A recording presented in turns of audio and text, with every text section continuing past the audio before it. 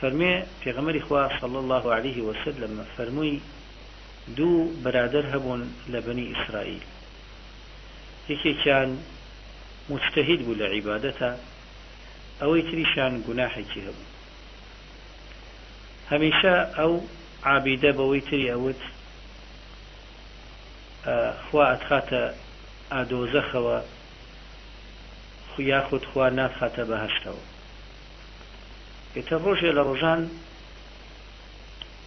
گوناحبارەکە پێی وتی تو ئەو خوای وازم لێ بێنە، ئەویش پێی و بەو خوایە تۆ ئەچیتە جەهەنەم، یاخود بەو خوایە تۆ ناچیتە بەهەشت.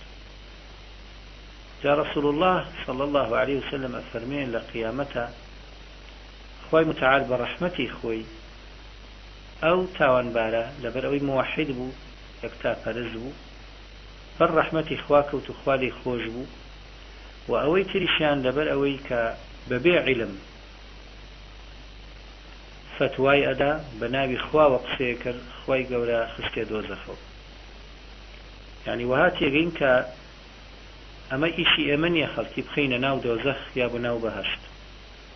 بەڵێ نەهی لە خراپە و ئەمر بە چاکە واجباتمانە و بنەمای ئەم دینەیە. واجبە لەسەرت کە کرداری ناشرینە بینی بڵێ ئەوە ناشرینە، ئەوە خراپە، ئەوە کەبائیرە، ئەگەر لە کەبائیرەکان و بە جۆرەی دەقی قورئان و حەدیث. هەروەها کرداری جوانیشی بینی بە جۆرەی قورئان و حەدیث ئەبێ بڵێ جوانە، بەڵام بۆت نییە بەو کەسە بڵێ تۆ چیتە بەهەشت یاخود تۆ چیتە جەهەنەم.